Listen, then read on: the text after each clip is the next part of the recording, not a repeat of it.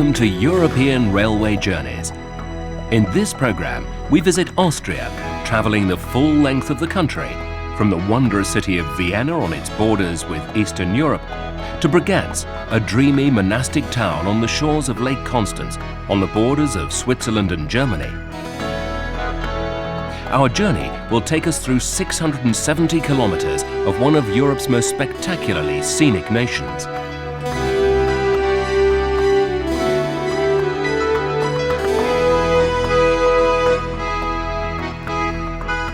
We explore the streets of Salzburg and Innsbruck, taking a look at the many historic buildings. We'll look at cathedrals on the inside and admire the views on the outside. There will also be time for a glimpse of one of Austria's most famous institutions, the Spanish Riding School of Vienna.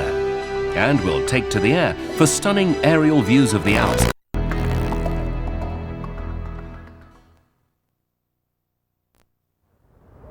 Following dissolution of the Austrian-Hungarian monarchy at the end of the First World War, Austria became a republic. Then, following alliance to the Third Reich during the Second World War, Austria returned to being a republic from 1955. Austria has always maintained a strong individual approach to its own economic development. However, in recent years, her ties with the former Eastern Bloc, especially Hungary, have become more important.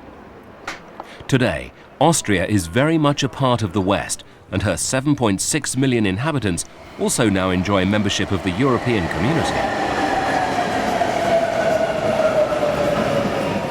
We start our journey from Vienna, but before setting out across the country, we first take a look at Austria's capital. Vienna, whilst positioned at the country's eastern end, remains politically, economically and culturally the centre of the nation. The city has a population of over 1.5 million and lies at the foothills of the northeastern Alps on the banks of the famous river Danube.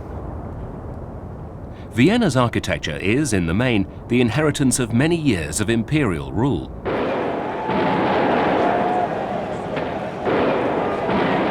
Despite sieges from the east, Vienna maintained its independence from the early 1700s and grew into a Baroque city of some considerable proportion. Having risen to be capital of the Holy Roman Empire, its growth and development has been unhalted. We'll take a look at the central area of the city, or Innenstadt, first, before spreading out to the so-called ring that skirts the centre and which encompasses the main architectural features of the city.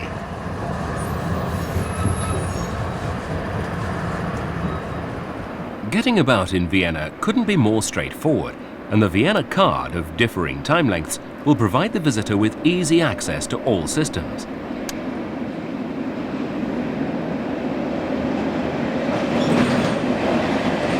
There are local trains that run out into the suburbs.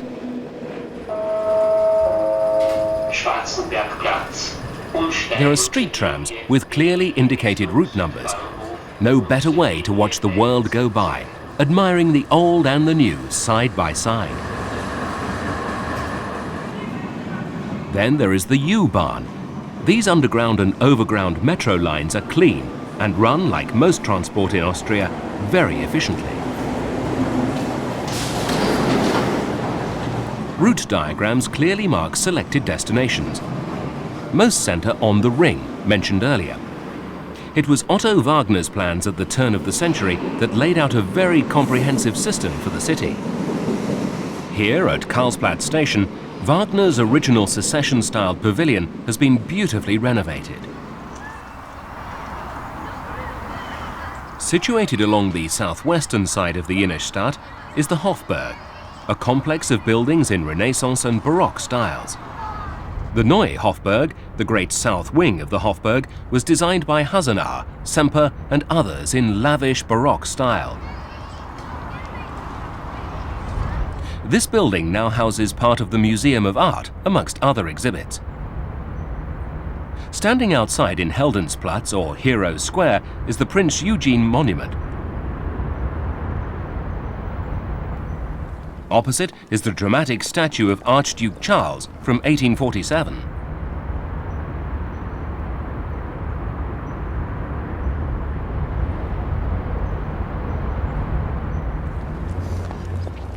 One of the most impressive frontages within the Hofburg is that of the Mikela. A grand passageway leads under the center of the building, with entrances to the palace, chapel, and treasuries. Also here are the state apartments. Across the ring from the Hofburg are the Natural History and Fine Arts Museums. These fine buildings flank Maria Theresienplatz in neo-Renaissance style, erected between 1872 and 1890. The Maria Theresa monument stands a proud 20 meters high and features the Empress on her throne. She ruled from 1740 to 1780, and her name will crop up again and again, associated with the great works of her time. A short walk from Maria Theresienplatz is the Rathaus, or Town Hall. This neo-Gothic pile, built between 1872 and 1883, has 7 courtyards and a 98-meter-high tower, surmounted by Rathausmann, a local landmark.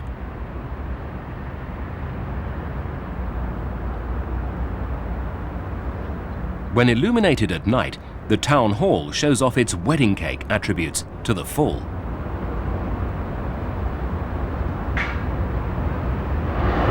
Opposite the Town Hall is the Burg Theatre, founded by Maria Theresa in 1741. This late Renaissance-style structure took heavy damage during the last war and reopened its doors in 1955 as Vienna's leading theatre venue. The Parliament building is definitely one of the most impressive of Vienna's public buildings. Built in another style, this time Greek classical, between 1874 and 1883.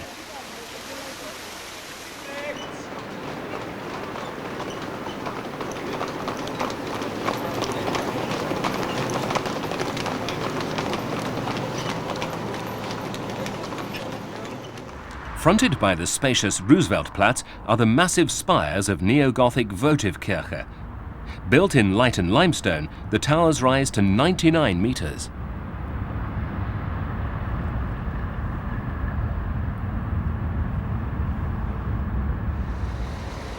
Across the Danube Canal from the city centre is the Prater Park, a traditional funfair and amusement park. Here stands one of Vienna's most famous landmarks, the Prater Wheel. Built in 1897, it's one of the largest and oldest Ferris wheels in the world, and it was constructed by English engineer Walter Bassett.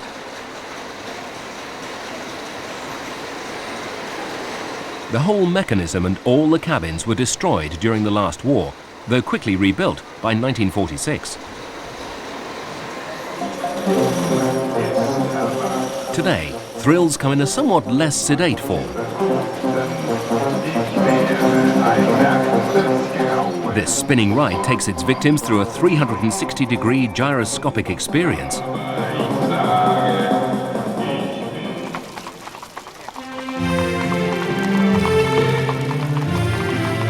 One of Vienna's greatest cultural gifts has been that of music, with the likes of Mozart, Beethoven and Schubert either being born or associated at some time in their lives with the city. In Stadtpark can be found a bronze statue of waltz king Johann Strauss the Younger. Think of Vienna and you have to think of music, chandeliers, lavish ballrooms and swirling ball gowns. Even today, the fancy footwork of the Viennese can be found cutting the ice in their hundreds on a Sunday morning at the Eislaufverein.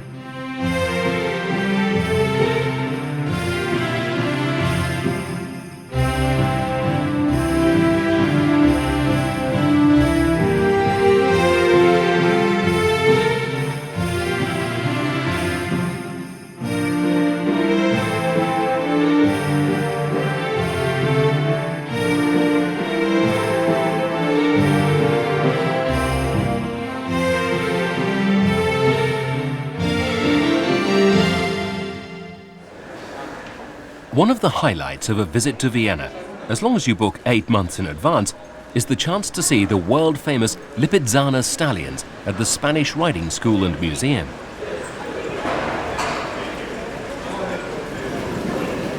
We caught up with the horses as they were put through a rigorous training routine in their display arena, which is part of the Hofburg.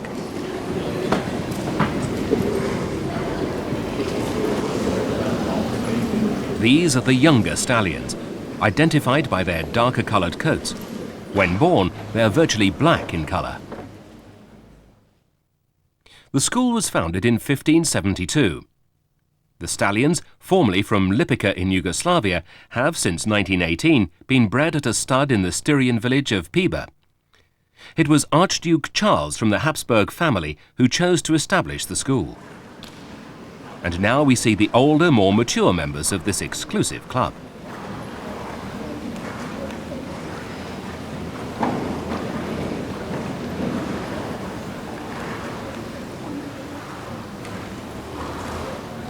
The choice of this breed was that it was found that it had all the qualities demanded of an ideal mount at that time.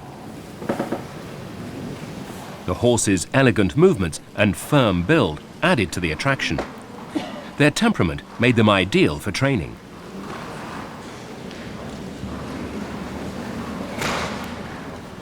The surroundings for the displays are as an ornate a setting as could be, as under the chandeliers they prance and trot to an age-old display formula.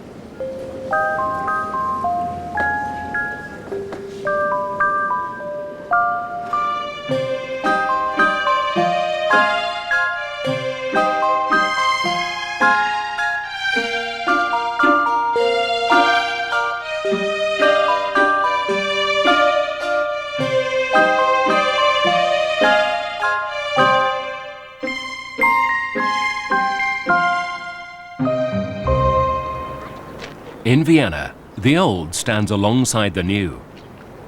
Whilst the centre could be described as a classic film set for yesteryear, one wonders what those architects would make of today's designs.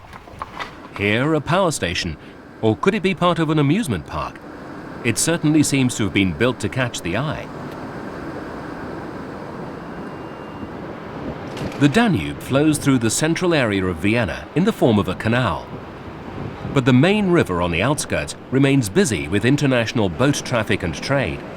Such trade routes have played an important part in the development of this famous city, which also calls itself a port.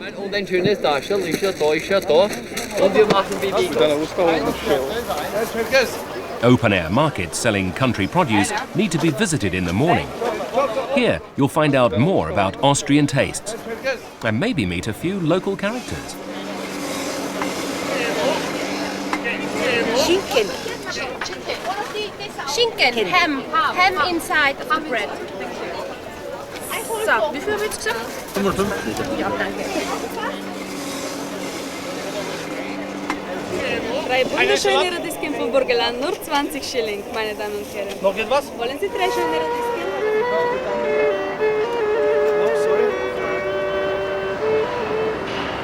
A worthwhile excursion is by U-Bahn out to Schönbrunn, where time can be taken to visit the famous Schönbrunn Palace.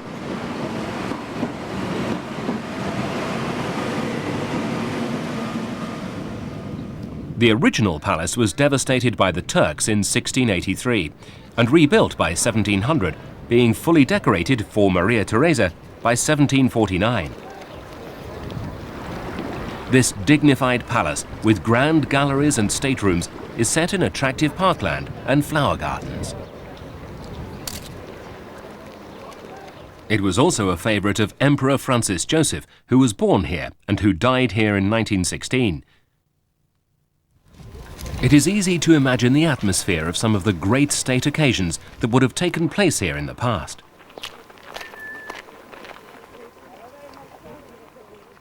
But now to the present, and no one can visit Vienna without taking time to sample the delights of a traditional Austrian konditorei. Cake shops are everywhere. Many are family businesses that go back through several generations. Delicious.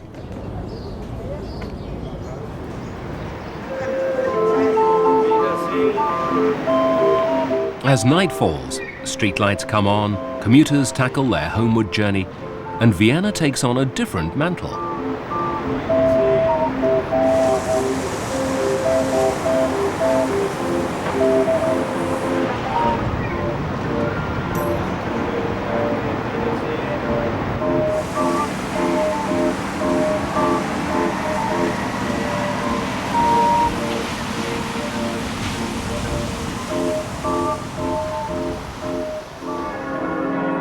In the centre stands probably the finest Gothic building in Austria, St. Stephen's Cathedral. To the top of the spire is 137 metres. The cathedral also houses the Pummeran or boomer bell. Characteristic of the cathedral are the patterned glazed tiles that adorn the roof. The interior is 92 metres in length and has an organ with no less than 10,000 pipes. The structure dates back its origins to around 1300.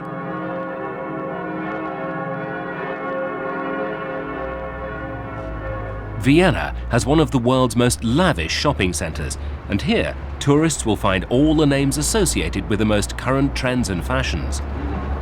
The shops stay open late, enticing tourists in to spend. Not to be forgotten, even after dark, are those chocolate shops. One of the most atmospheric of evening pursuits will be to take tram 38 to Grinzing, some 4 miles from the centre of Vienna. Grinzing is an old wine village, and the tram rumbles through the streets before terminating in an arched courtyard in the centre of the village.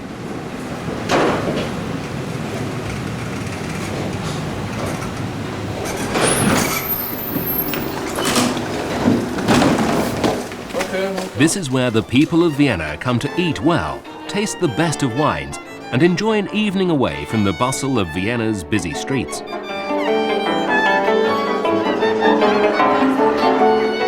Time to relax with an Eastern flavour to the music before our journey westwards across Austria begins in the morning.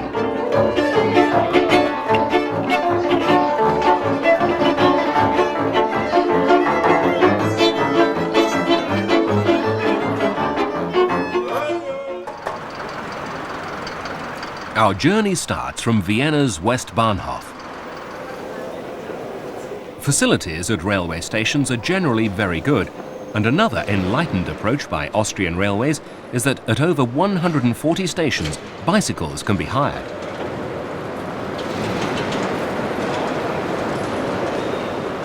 Our destination is Bregenz, and the train is being prepared in the platform for departure.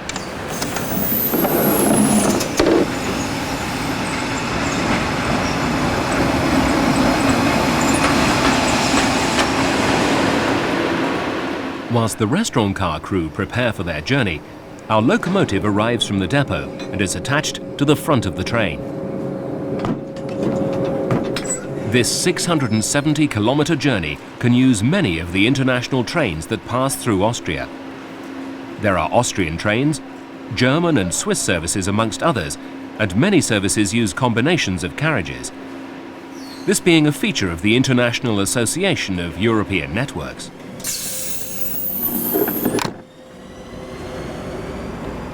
Our first train on this journey is indicated as a corridor Zug. This means it will pass from Salzburg across German territory towards Innsbruck. This avoids a circuitous route within Austria itself.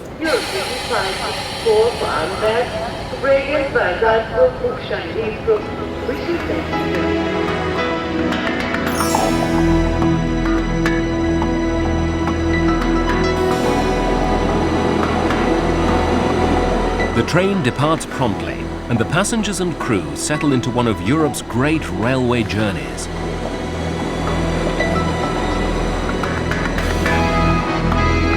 This journey will take in some of the most interesting of Austrian cities.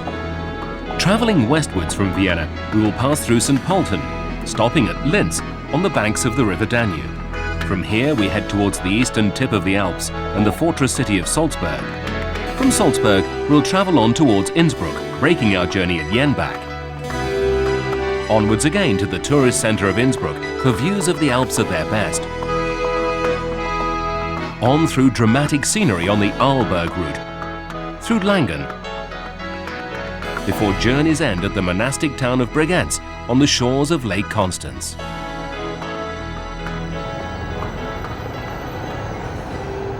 Linz first appeared in records as a Roman camp, and today is the capital of Upper Austria, being Austria's largest city after Vienna and Graz. Today the town is busy with industry and commerce, and its position on the River Danube has played an important part in that development. The original market square is surrounded by some handsome buildings. In the middle of the square stands the Trinity Column. This 20-metre high column of Untersberg marble was erected in 1723 in thanksgiving for the town's preservation from plague and Turkish attack. Such columns can be found in many Austrian centres. Also overlooking the square is the Church of St. Ignatius. Linz enjoys some superb pedestrian facilities and, as in other European cities, has adopted an enlightened approach by banning motor vehicles from its centre and enhancing its public transport systems.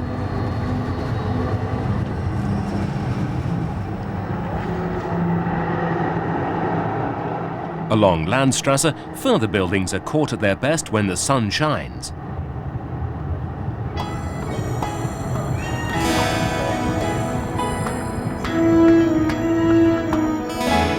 For us, the journey continues towards the fortress city of Salzburg.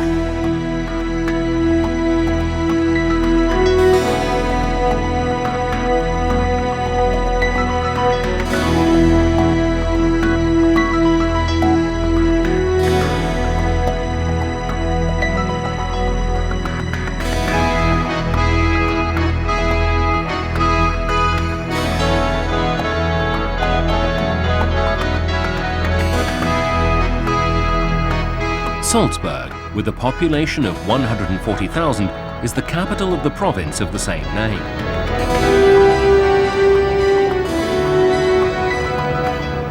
As well as being one of Europe's most beautiful cities, Salzburg has the claim to fame of being Mozart's birthplace. The town occupies both banks of the river Salzach, which runs down from the mountains. Here in the old town, medieval streets and courtyards abound, and like Linz, the motorcar has, in the main, been banished.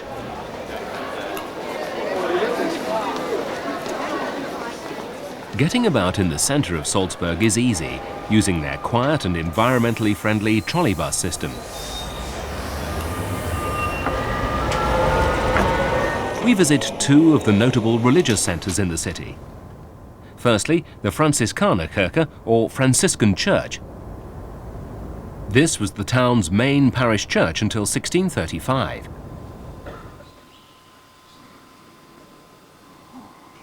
Notable features are its high neo-Gothic helm roof, and the high altar dates from 1709. On one side of the Residenzplatz is the cathedral. The structure has twin towers, 79 metres high, and dates from 1652. The west front faces the Domplatz and has four colossal statues in marble. The outer statues represent saints of the province. On the right is Virgil, and on the extreme left is St. Rupert. The inner statues are Peter and Paul. The frescoes in the vaulting are surrounded by rich stucco ornamentation and are by Mascagni.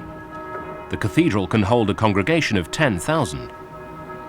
It was here that Mozart was baptized.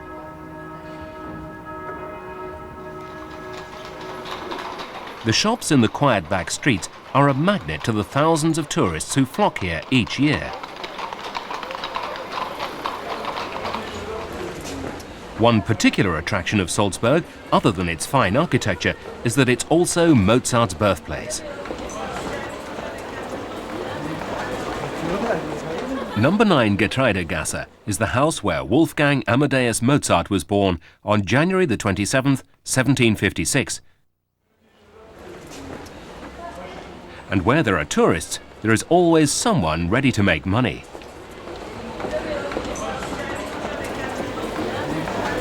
Opposite this famous birthplace is none other than Mozartland, which, whilst not having Mickey Mouse or Donald Duck, has just about everything else. And an enterprising musical instrument store has established itself in the same block. Whether or not the great virtuoso would have approved of the electric guitar, we will never know. What we do know is that Mozart is big in Salzburg. And here, an unusual store indeed. The celebration of Easter is nearing, and this shop is ready for the sale of thousands of hand-decorated eggs. Each egg has a unique design and the display is stunning.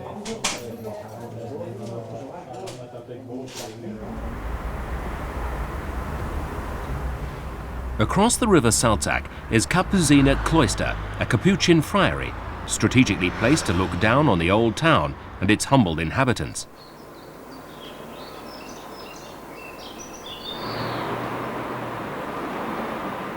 Across the rooftops from here, and even higher still, is the Hohensalzburg fortress. This impressive situation dominates Salzburg, and from miles around is the most noticeable feature of the skyline. The climb to the fortress is a grueling one on foot. However, a funicular railway penetrates the high battlements to glide visitors 120 meters to the top.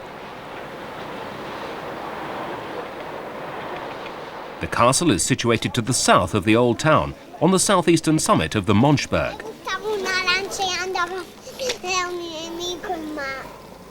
First built in 1077, this castle was strongly fortified in the 17th century, but was abandoned in 1861.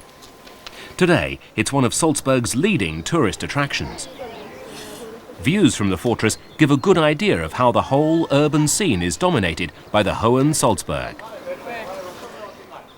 It's a place to wander around at leisure, or maybe take a more detailed guided tour. Eine große Mittelalter-Spektakel.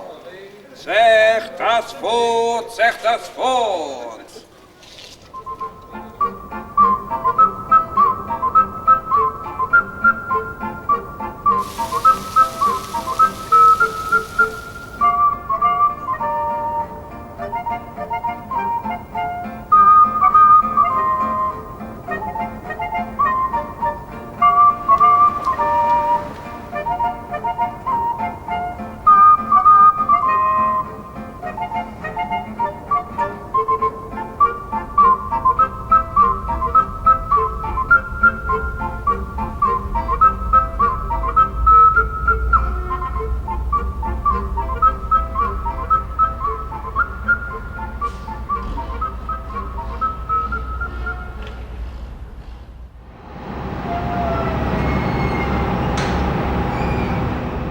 Our train journey continues towards the Alps themselves.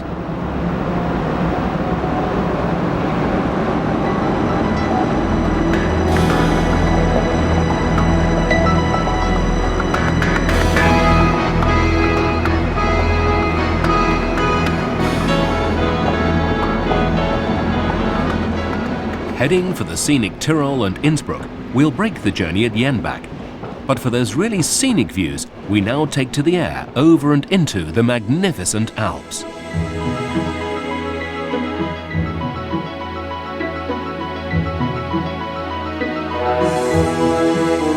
Almost 2/3 of its total land area is taken up by the Austrian section of the Eastern Alps. The widest, flattest section of the topography being the Danube and Vienna basin.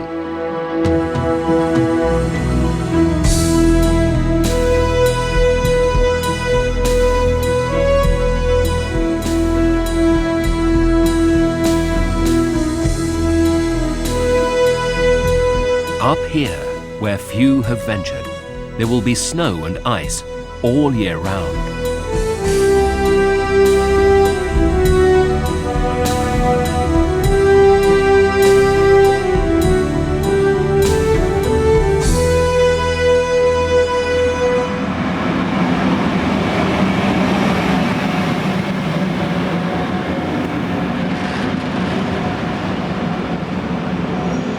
Our train journey continues through the Inn Valley, and we take a break at Jenbach, not far from Innsbruck.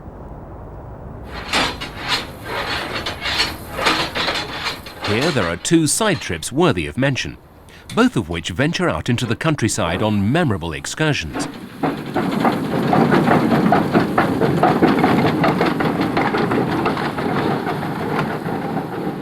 Firstly, on the northern side of the station, there is the Aachen Seebahn.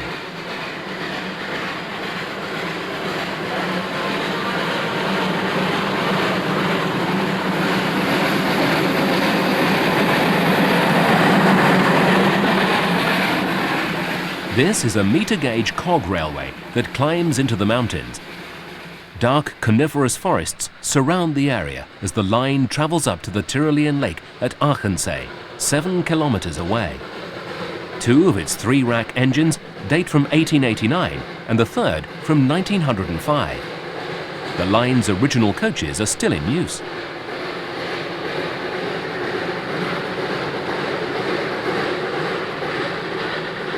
The engines make a splendid sight as they roar into the hills.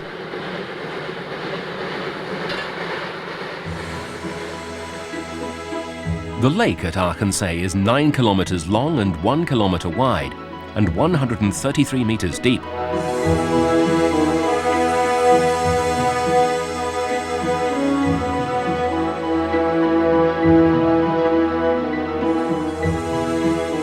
To the west and east rise the imposing peaks of the Karwendelgebirge and the Rofanggebirge.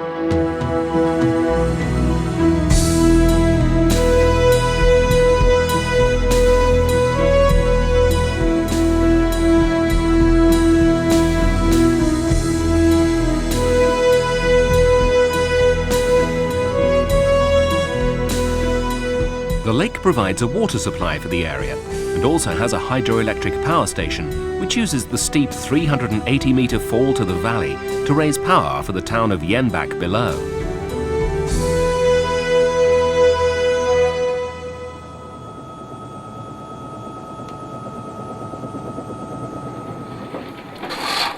On the other side of the station at Jenbach, one can join the steam-hauled tourist trains that run to Zillertal and that terminate along the valley at Meyerhofen. This line is the famous Zillertalbahn, or Silver Valley Railway. The line runs a public service as well as the tourist steam-hauled trains along the 4-kilometer track eastwards from Jenbach.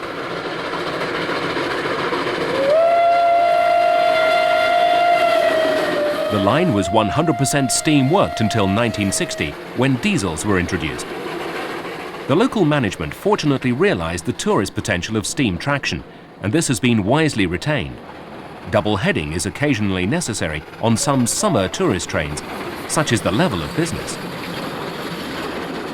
A journey along the valley should be a compulsory part of anyone's visit to this part of Austria.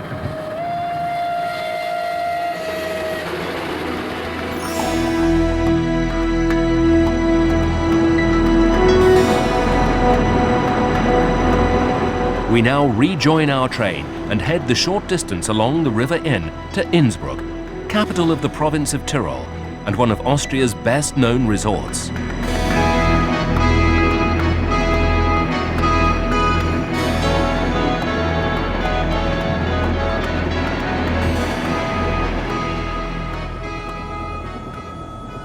Innsbruck lies in the wide Inn Valley at the intersection of 2 important traffic routes between Germany and Italy and between Vienna and Switzerland. The railway yards bear testament to its importance as a hub for rail traffic in all directions.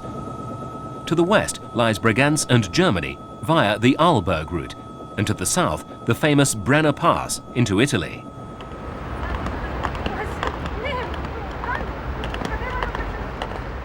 The River Inn passes through the heart of the town, with mountains rising majestically on all sides around the valley.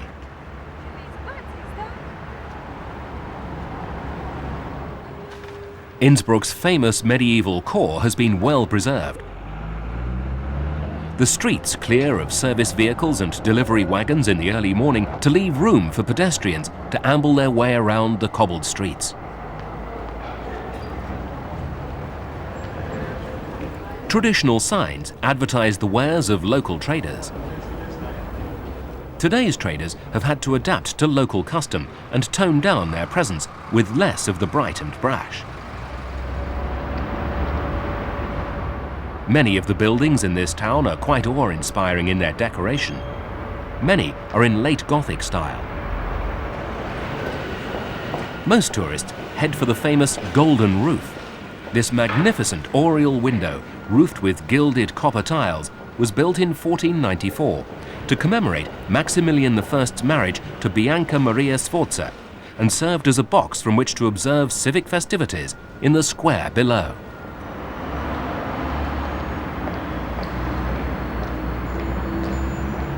Note too the decorations on the Golden Adler or Golden Eagle, one of the oldest inns in the town. The inn was built in the 16th century, and it was from its windows that a local Tyrolese patriot, Andreas Hofer, addressed the masses in 1809. At the southern end of the main street is a triumphal arch. This was erected by Maria Theresa in 1765 and depicts the marriage of her son, Leopold, later Leopold II, to Infanta Maria Ludovica.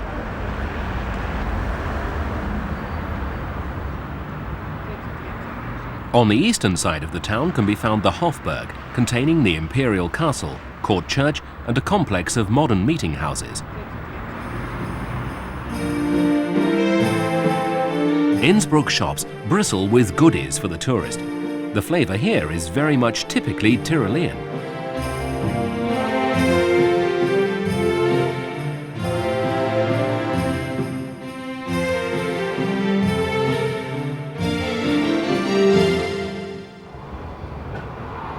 An excursion worthy of inclusion here is the tram route that runs from the south of the town up to Igls.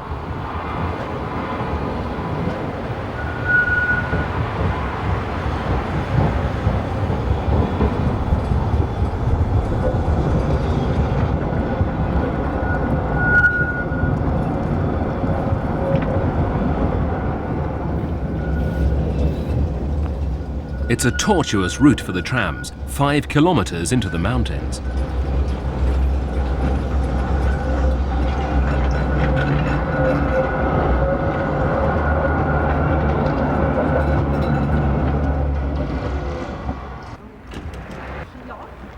Igls is a popular winter ski resort with a World Championship bobsleigh run and has many wonderful summer or winter walks. When the snow comes, the village will be alive with skiers from all over the world.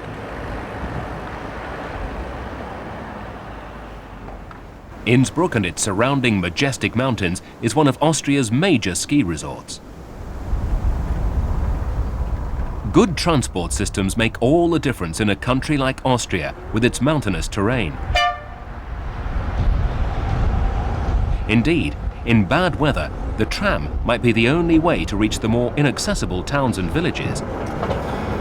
We now return down the hill to Innsbruck's town centre and make our way to the central railway station. As our train prepares to depart from Innsbruck, bound for Bregenz, we will join the driver in his cab for a forward view of the route from here to St. Anton as we head for the Arlberg Tunnel.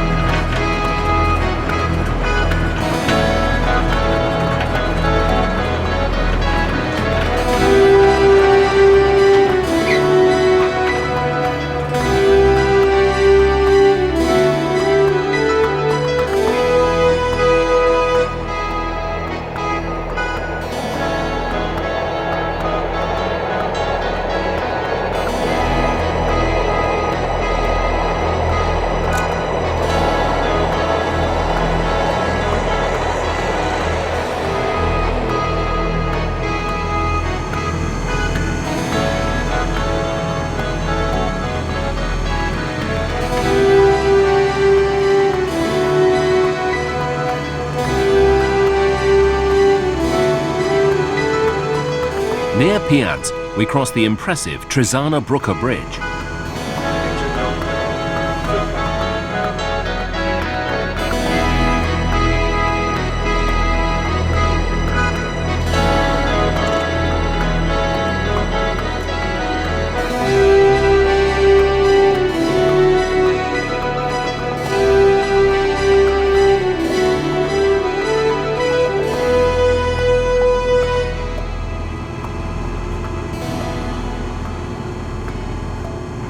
The route dives and twists through deep gorges and long tunnels as it heads up the valley.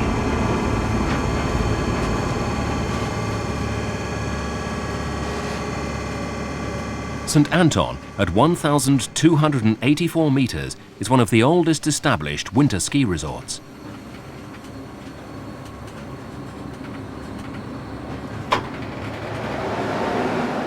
Here in the Arlberg, we're at the watershed between the rivers Rhine and Danube.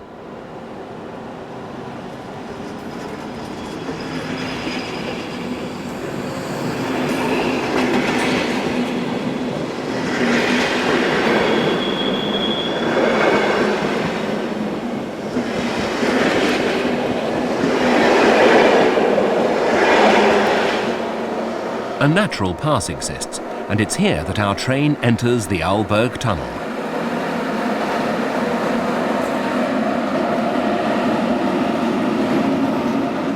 The tunnel is over 10 kilometers long and opened in 1889.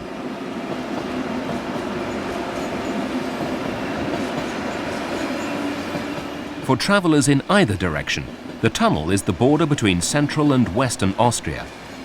A road tunnel at this point is no less than 14 kilometers long. The train emerges from the tunnel at Langen am Arlberg, a worthy contender for one of the world's coldest railway stations in midwinter.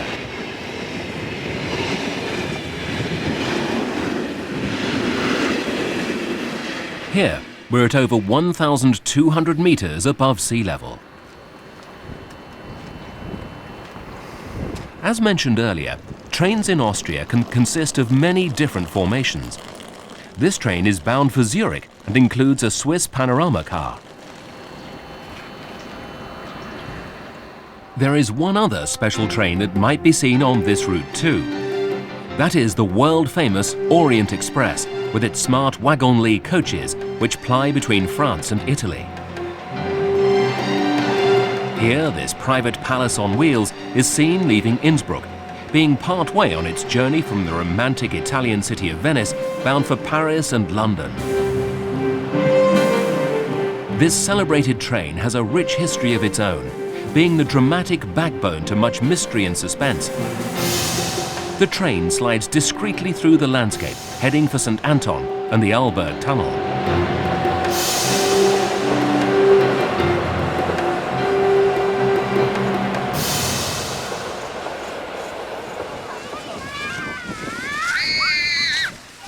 They start skiing early here, and the confidence the younger children show on the nursery slope is worthy of note. Despite this, though, only a few will make it to Olympic standards.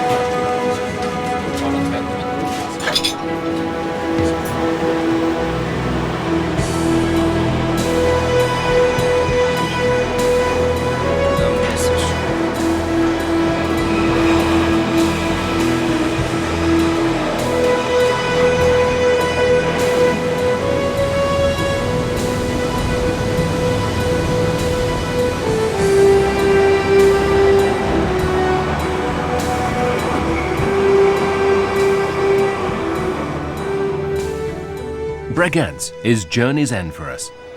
This is the capital of Vorarlberg province, at the foot of the Pfander mountain and sitting on the shores of Lake Constance.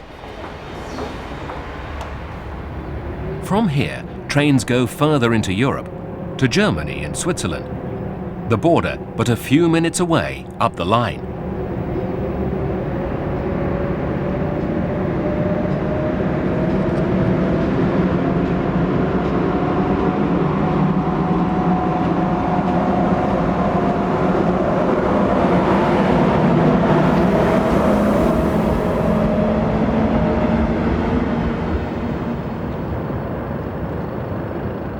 This is a quiet, sleepy, monastic town, which, like many of the others we've seen, enjoys a traditional old town centre, with more modern precincts and suburbs.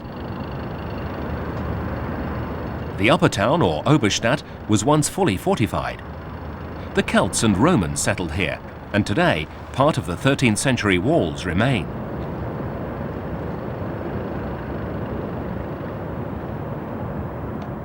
A tall, spired parish church overlooks the new lower town area.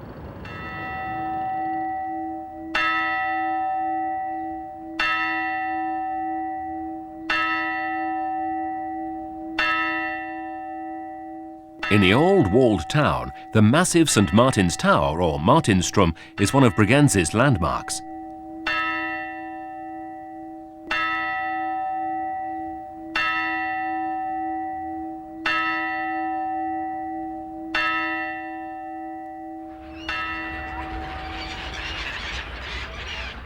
Down by the lake, chilled by winter fog, the birds scurry for food. No steamers on the lake at this time of year. Time maybe to wrap up warmly and take a swift carriage ride along the promenade.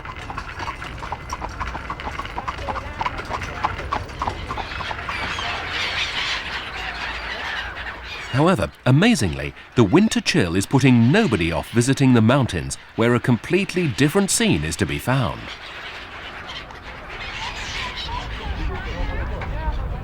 So to conclude our visit to Austria, we will take the mighty Thunderbahn cable car high into the hills to see just where the people of Bregenz take their Sunday afternoon exercise.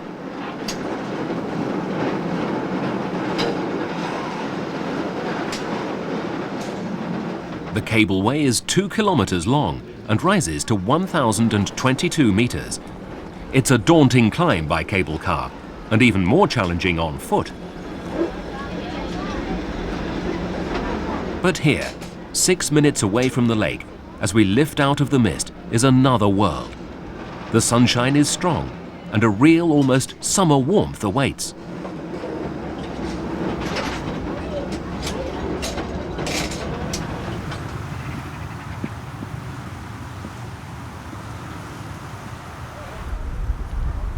The people of Bregenz have chosen climbing the Thunder as their weekend activity, just as the people of Vienna took to skates in the heart of Austria's capital.